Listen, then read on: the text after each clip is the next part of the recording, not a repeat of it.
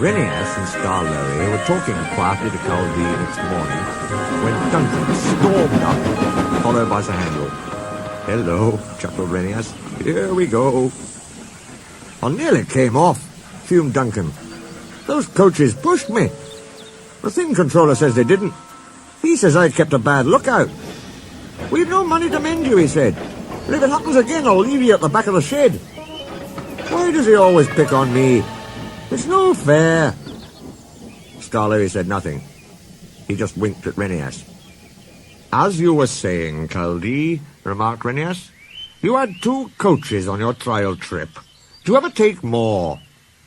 "No, our line is so steep that we're only allowed 1. We each have our own."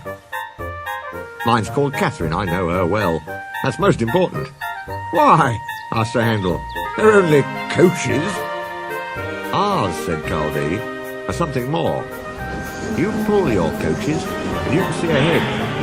We push ours up, so we can't see. They watch the line for us. The guard watches too, of course.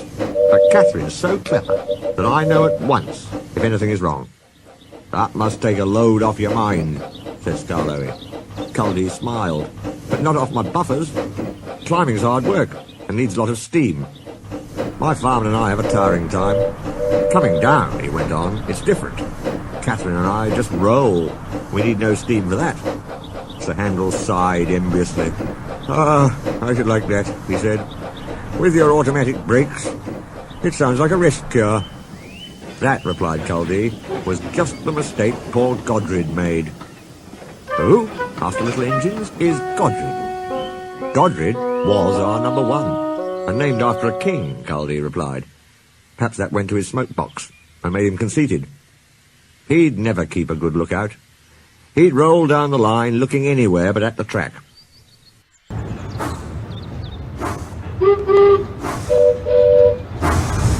"You'll have an accident, I told him." "Pooh," he said, "I've got automatic brakes, haven't I? And driver's got his air brake. What more do you want?" "More sense from you," I said.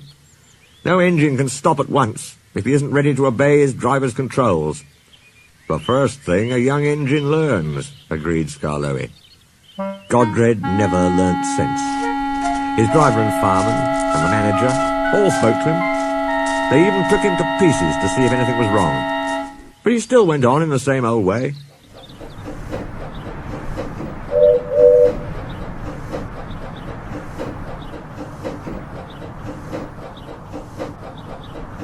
One day, I was going up and waited at a station for Godred coming down to pass me.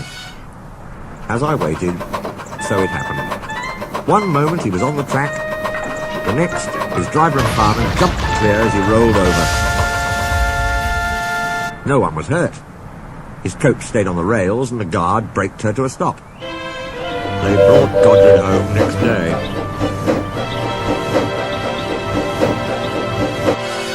"We've no money to mend you," said our manager, "so you'll go to the back of the shed." As time went on, poor Godred got smaller and smaller till nothing was left. What happened?" asked Duncan anxiously. "It's not nice to talk about," said Caldee. "But what happened? Why isn't it nice?"